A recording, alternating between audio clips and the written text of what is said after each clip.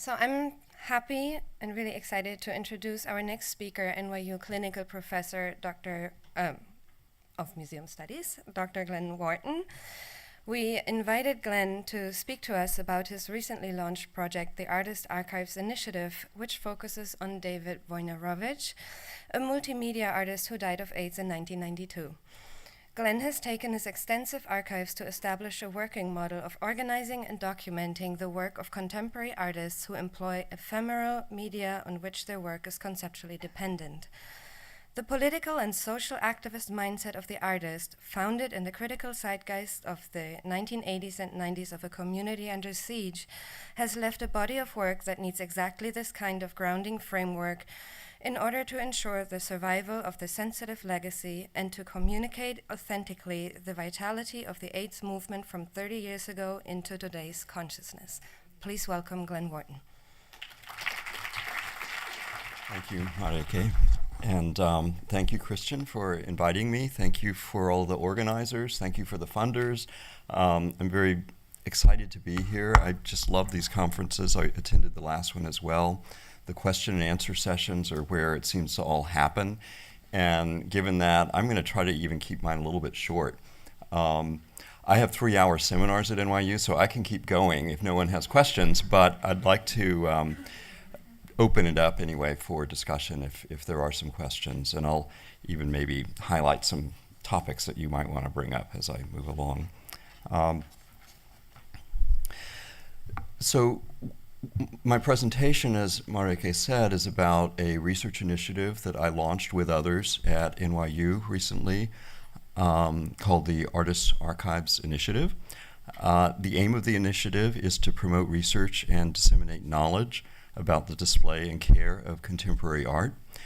It responds to a growing need in the art world where professionals and researchers need to work with artists, artist estates, and other representatives of the artist in building information resources to aid in future exhibition reactivation of their work. So it's very specific, our aim. So the focus of the research that we're doing is equally on researching the artists and developing software, database software for public access of the information that we're creating.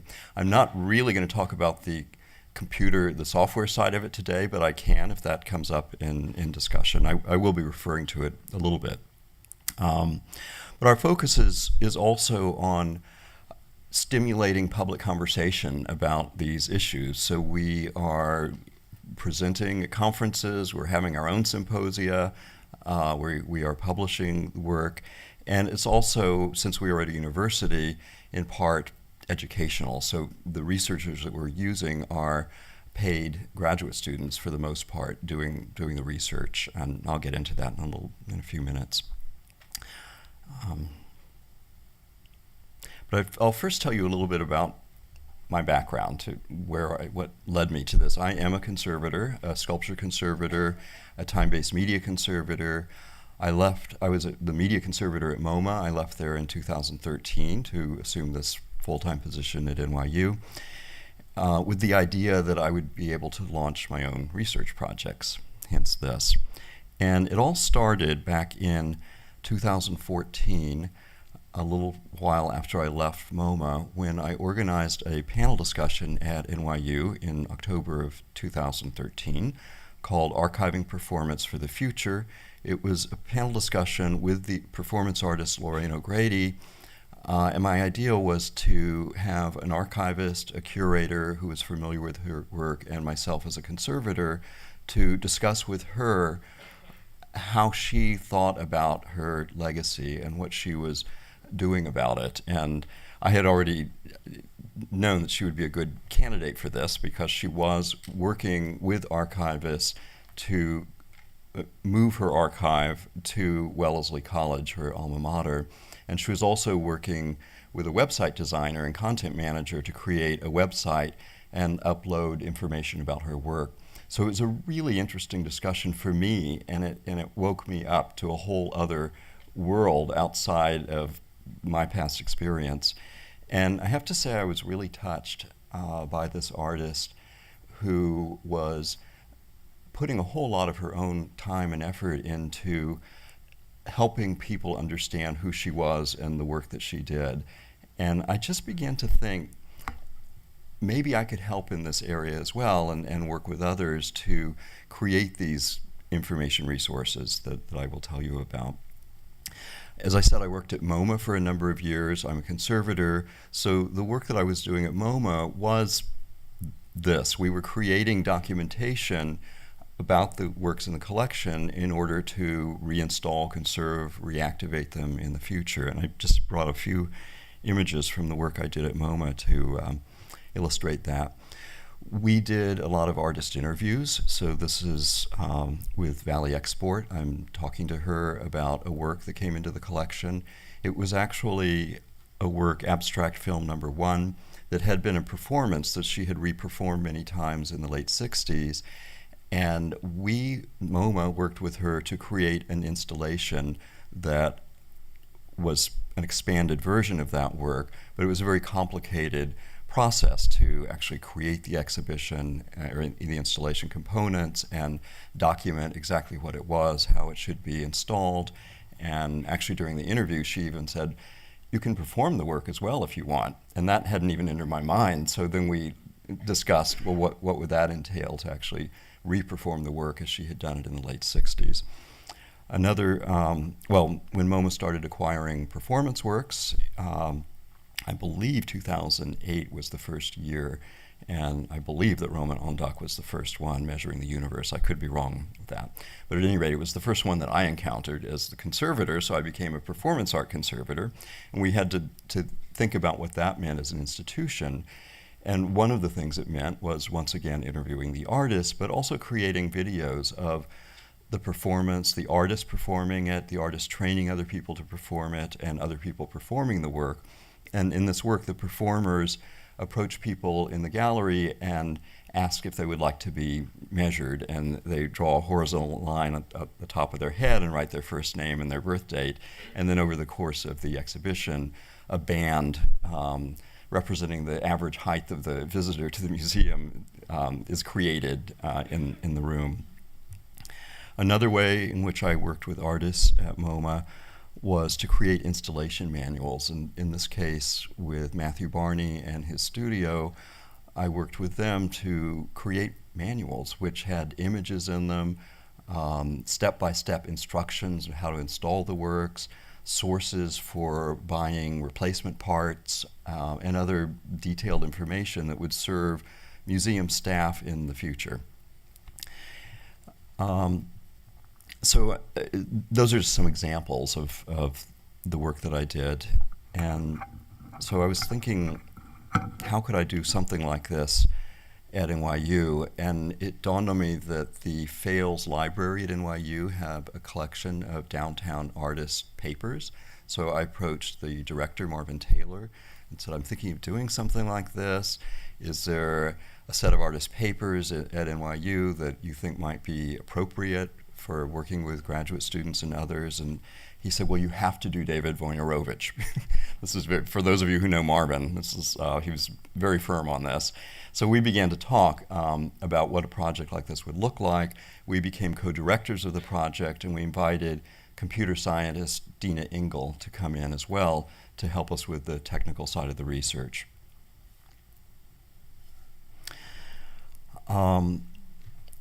As Marike said, he was an artist who was active in downtown New York in the 1980s. He died of complications related to AIDS, but he was very much an activist as well. And it was very interesting for me to start reading about his work. For any of you interested, I really recommend Fire in My Belly, a book by Cynthia Carr, his biography. Tough reading material, but he had a very interesting life. So I became very interested in him, his work, and the future of his work. I learned that there were complications. Well, first of all, his work was always very politically charged, and Nan Goldin had proposed an exhibition he wrote a catalog entry for, and the NEA withdrew funding for it because of his catalog entry. He was attacked by many conservative right-wing groups. Later, or more recently in 2010, the Smithsonian withdrew a video that was a part of this complicated series, Fire in My Belly, because of some explicit sexual material in it. And the more I learned, the more I thought, this is a really interesting artist. And I also learned that posthumously, many of his films have been migrated to video, and it's sometimes audio that he had created independently or used for performances were married to these videos and sold in this way. And I realized there were a lot of ethical or conservation questions related to what was going on in the art market. This was also a time when more people were interested in him. In fact, the Whitney will be putting on an Wojnarowicz exhibit opening July 13th this year.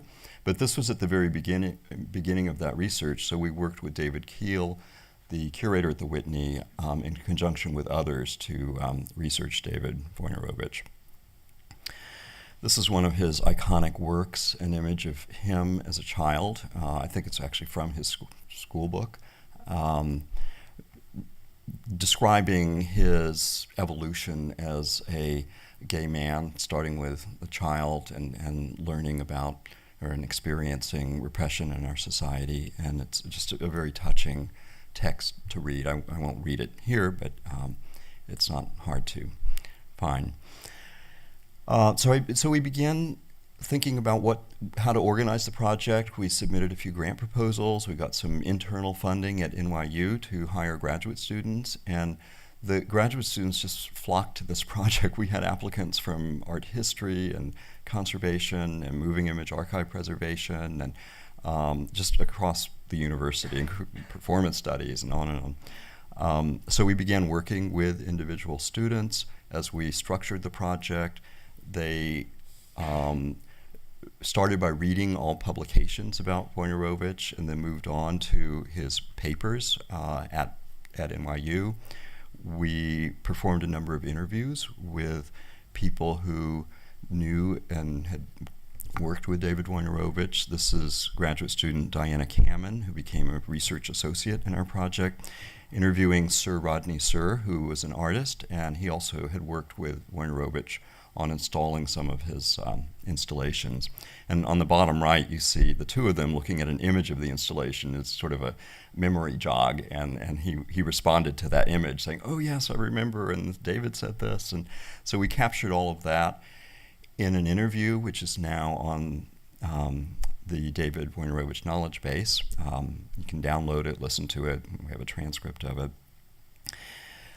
The notebooks of David Wojnarowicz are fascinating to read. Not only are there lots of diagrams like this that are helpful for researchers to learn about the ideas that he had in creating his works, relationships between works, and there's a lot of text as well. He's also a writer, or was a writer, and so the students pored over all of these notebooks. By the way, they're all scanned, so they're all available online at Fales Library.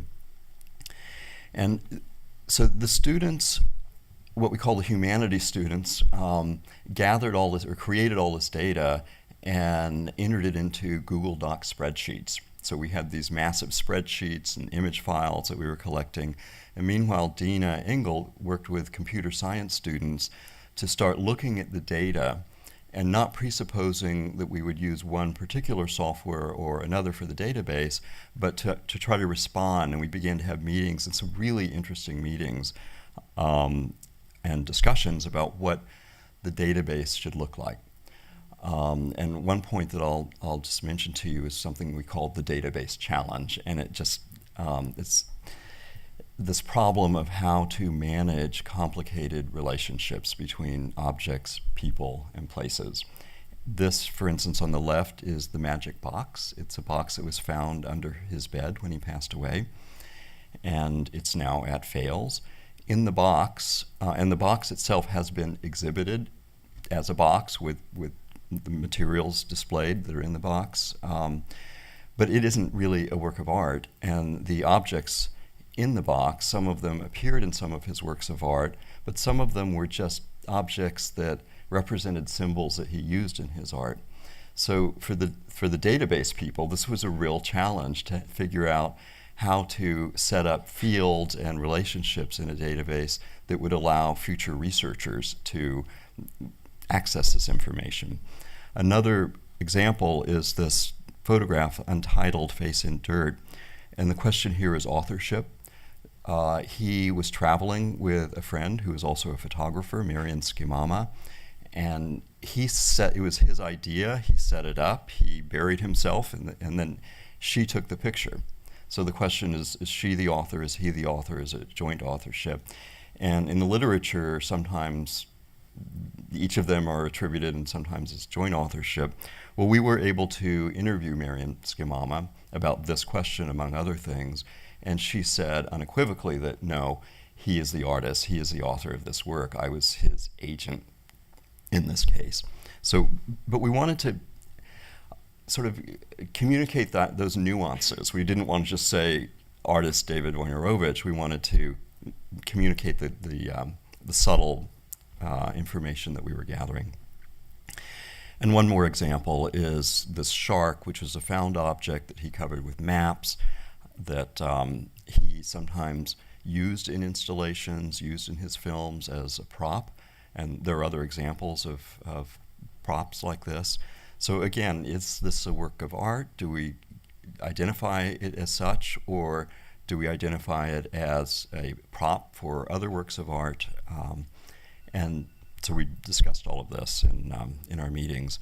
And one telling moment was when one of the PhD researchers at the Institute of Fine Arts, Francisco Chaparro, came up with this diagram that was like an aha moment for the project. And this diagram was kind of a guiding image for us in moving forward. Because what he suggested is that we needed to somehow decenter the artist and decenter the artwork in order to feature all of the relationships that existed between people. Like a person might appear in one of his films or installations or performances. He may appear in one of theirs. He may take a photograph of them, so they become, a portrait in his work, or so there's many different relationships that he had, as well as objects, as I've said, as well as places. And so we had a lot of discussion, and Dina and her team did a lot of research in different database technologies, and she talked a lot about the problem with hierarchical information management. And the collections management systems that I'm familiar with in museums like TMS or even FileMaker Pro or don't necessarily, they do allow for some lateral searching, but she wanted to really come up with something that would allow users to just move around in the resource. And we landed on MediaWiki software. So it's the David Wojnarowicz knowledge base is a wiki. It looks like Wikipedia because, in fact, Wikipedia uses the same software. We used it in a different way and we customized it, but it has a familiar look to all of us, which we saw as to our advantage because people know how to jump into Wikipedia and start searching around. So it does have a hierarchical menu, as you see on the left.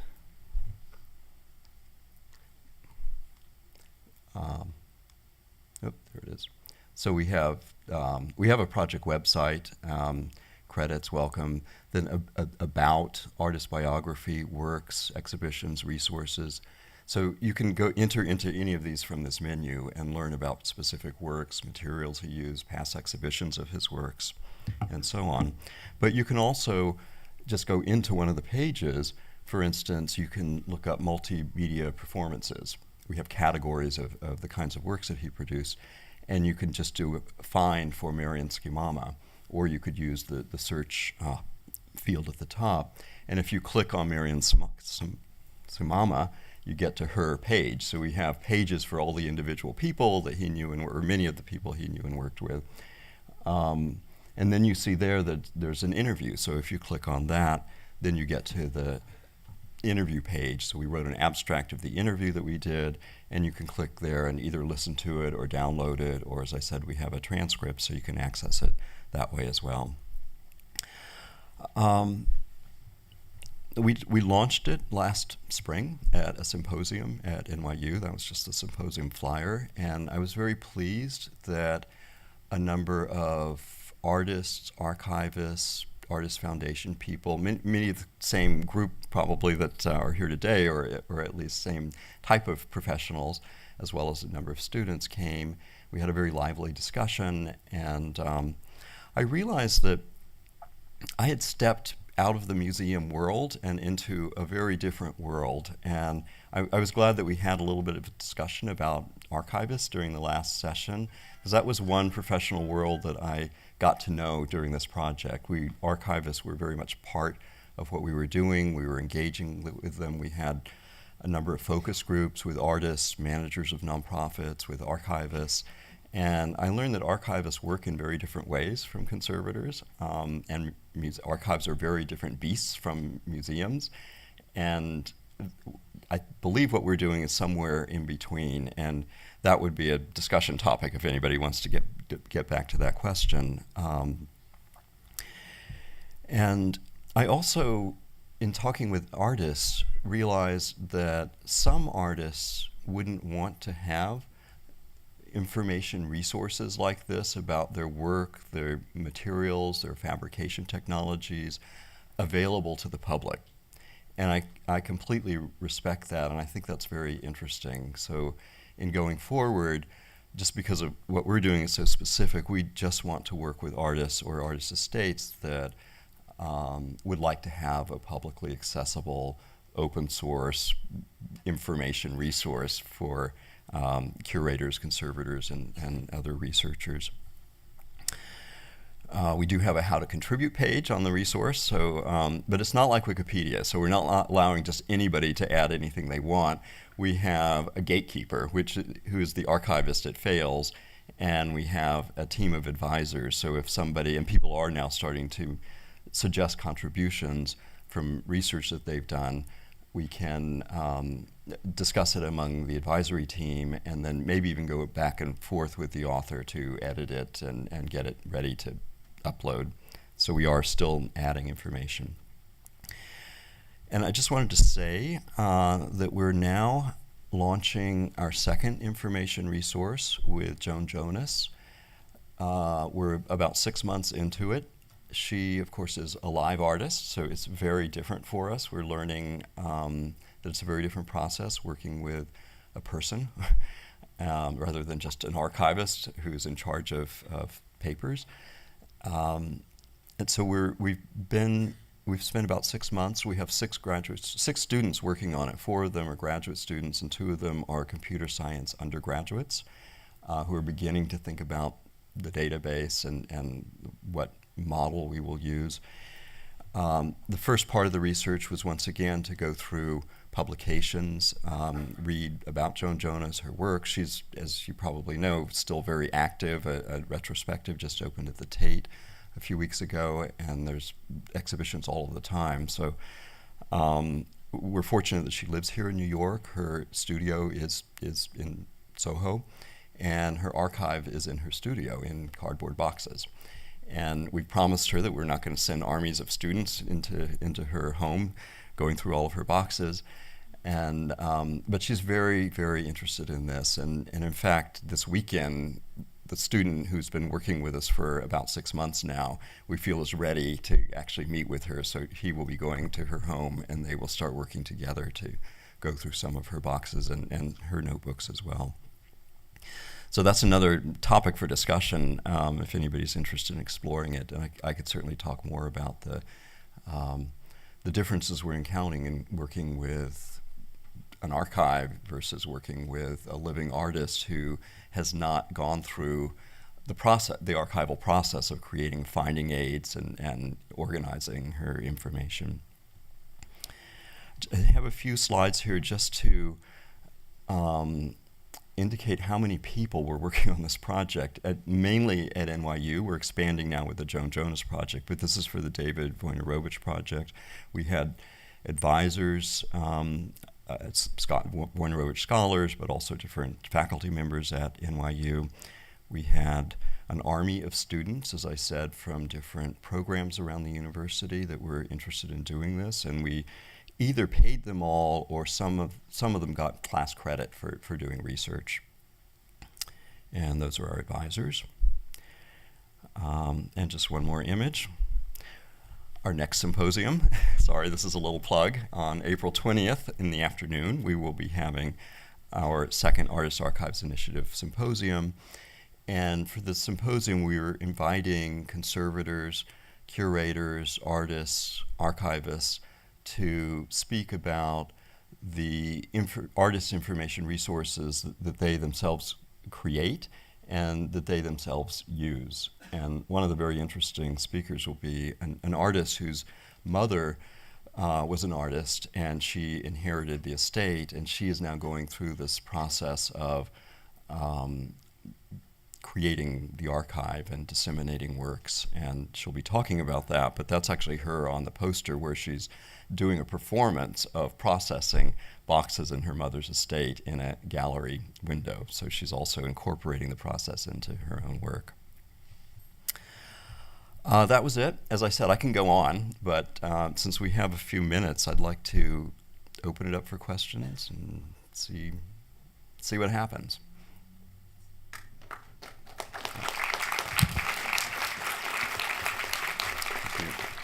Thank you so much, Glenn. A question, two questions. One, I'm over here. Oh, hi. What database are you actually using for each individual work? And who is seeing to the problems of rights on objects that need rights, Clarence? First question is, the underlying database under Wikipedia is a MySQL database, but it's built in. So we're just using the MediaWiki software. We started with spreadsheets, so we were using Google Docs when all the students were gathering information. So we had lots of different documents, and then the computer science students set up scripts to actually export all the data into fields of this database when it was created. We discussed different kinds of databases, but in the end, we decided to create a wiki which has an underlying database. Your second question was about rights. We secured rights for all of the images that are up on the database. Many of them are from fails, so they're actually in the David Wojnarowicz papers, but we worked very closely with the PPOW gallery, who represents him, and they were very supportive, open, helpful, and they gave us permission to use any image that they had rights to. And then individual rights holders, we would communicate with them and got it in writing that we had the rights to use it. I'm Cormac Fitzgerald, a project archivist at the Andrea Rosen Gallery. And I am really excited. Do you see any possibility of creating linked open data with the semantic data, especially like with using a wiki data platform? Yes. In fact, a project that we're probably going to launch is to create an additional database connected with the MediaWiki that will allow linked data and allow linking out into the big world of data out there. So we didn't do it for this first effort because it was very contained, but we're now looking for grant money and starting to model a project like that. So I think there's huge potential for this. Hi, I'm Jane Crawford, and I run the Gordon Matta Clark estate. And this is not a quick comment. Gordon used to pass his camera around to whomever was standing by, and he always claimed those as his photographs. But I would say in the past 10 years, I've had some people come back to me and argue that point. But I wanted to ask you, I have lots of friends, artists, who, some of whom don't have galleries right now, who I would say are underrepresented, who I feel are really great. And they have archives. One of them was Suzanne Harris, who I believe her archives are now with the Fales Library. And there are a number of other artists I would like to recommend. Do you have the resources to accept? No. Yeah. We are really scraping by with Yeah. very minimal grants internal to NYU. We're looking for more grant money from outside, but right now we think our efforts are best spent just working on one artist at a time and spending 2, even maybe 3 years developing not only the knowledge base for that artist, but the model that we use. So we're hoping, actually with Joan Jonas, that it will be different from David Wojnarowicz, because that is kind of the plan. And our whole idea is to use open source software, write about what we're doing, communicate the technical development of these resources so other people can take it on and do it themselves. But I'm realizing there's an enormous need for all of this. And it might be nice if we got a little bit of grant money and we're able to ramp it up a little bit, maybe do 2 artists at a time. But in the end, at least who we are right now are 2 faculty members. Dina Engel and I are the co-directors of the project. And we're working with Barbara Clausen, curator, who is very knowledgeable about Joan Jonas on the Joan Jonas project. So she's a co-director on that project. Hi, I am curious to know, since NYU is a educational institution and you're obviously not commercializing this database, and thank you for using open source software and promoting that idea, but can you tell us if NYU Council advised you that you needed to get copyright permissions for these materials? Was there a discussion about relying on fair use instead? And could you model that perhaps in future iterations of the project? Thank you. We did talk to council in NYU libraries, because NYU libraries is the institution within NYU where Fales is housed, and we wanted to make sure that what we were doing met their criteria. So we had several meetings with them to discuss copyright, and they weren't too worried about it, to be honest. I mean, they were very relaxed, and they said, well, just make sure that you ask permission, and by email is fine, and save the email responses. And so we have a folder, and not on the public wiki, but on an internal wiki that the managers have access to, where as well as backups on Google Drive, but where we have kept all of those emails. So no, we didn't look into fair use, but it's a. I should have kept the microphone, and this is now a comment. Okay. I will not apologize because we are talking about advocacy here to some degree. The transaction costs for managing copyright permissions and the resources that it takes to do that are huge in terms of money and in terms of personnel. And I think one thing that we could all do, and I'm going to shout out to the Rauschenberg Foundation and other institutions that are in the room could be, congratulated as well for helping to lead the way on understanding that in contexts such as the one you're just describing, you really don't need to be getting copyright permissions. You don't.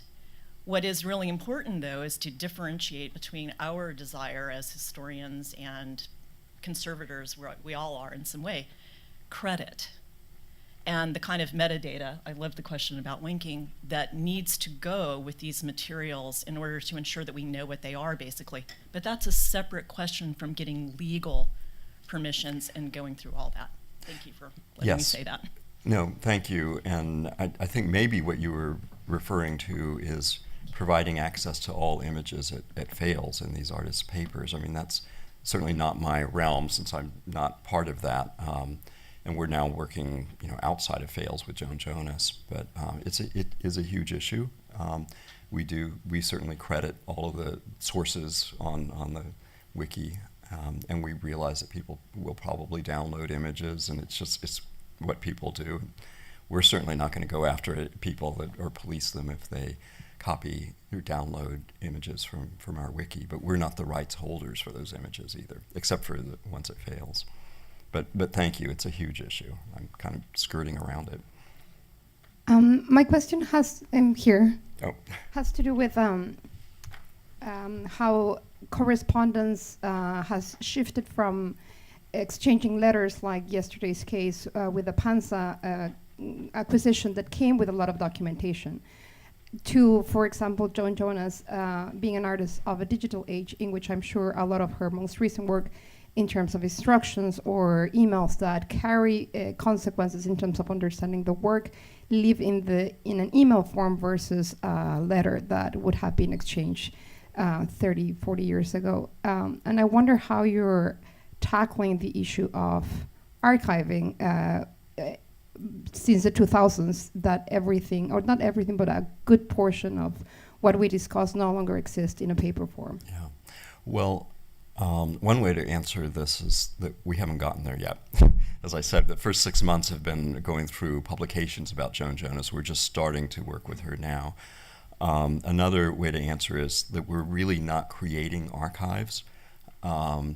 We are creating information resources about artists' work. So, an archive might be the papers that are at Fales, and so all of the objects, papers in Joan's personal archive right now are still with her, and so we're not working with an archivist to process her material. That would be a huge and very different project. But you're right. We certainly need to worry about email correspondence, and we all should be. When I was at MoMA, I printed out all the important emails that I generated or received, and I'm sure we'll get to that with her. Like, where are your emails with curators, and in discussing with them how you want the works to be installed, performed. So, thanks. Mental note. We'll have to talk about emails. Are there any other questions? Okay. Well, thank you all. I'm around, so if anybody wants to communicate with me.